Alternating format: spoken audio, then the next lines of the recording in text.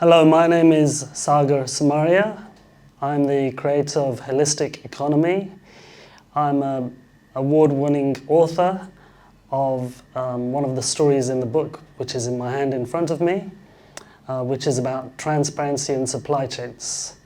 The struggle I went through for the last few years that brought me to this training with Harry and Lily is, firstly, in the climate change community, trying to get my message across about transparency in supply chains, which is impacting all the way from somewhere in Western Africa, for example, to London. Where are the real struggles and pain points in supply chains? Where are the human rights abuses? Where are the issues that are affecting children? When I came to Harry and Lily, they were able to help me transpose and explain my message that I was trying to get across to people, and more efficiently and more proficiently explain to people why this matters, not just for the people in the global south, but also more fundamentally even for us in the global north. The change that's happened for me in the last few days is that I've been able to clarify in my head the message that I'm trying to get across to people, which is that for the last 2 or 3 generations, society and industry has just been focused on getting a product or a service at whatever cost, and also at whatever expense it is to the people who are making the products. Now we're coming into an age in 2024 and the rest of this century where people are actually saying, no, this is not good enough. I don't want a laptop which is going to last for 12 months and then it's recycled and it's dumped somewhere in Africa. I want a laptop where I can have it lasting for 15, 20 years and I can change out the parts. But where is the responsibility of where are the minerals coming from? And this is not just about the consumer side anymore. This is about responsibility for where the minerals are coming from. And that's been one of the biggest changes for me, how to transpose this to the people. The result for me is that companies now are actually saying, we were quite ignorant to these aspects of the supply chain. What if in a few years' time, one of those countries actually says that we're not going to supply you the minerals anymore? Where do I get the minerals for these products? Now I'm in real trouble.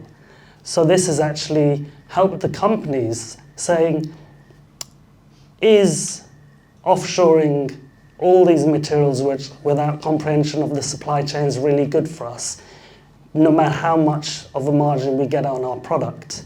What can we do to actually say we've got enough resources in the West to actually recycle?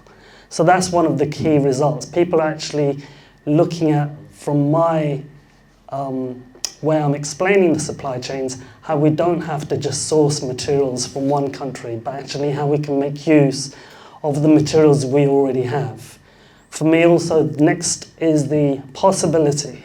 What is the possibility? For me, one of the biggest possibilities in actually helping to transform one of the biggest, and also helping to disrupt one of the biggest trades, one of the biggest international trades in the world, which is child trafficking.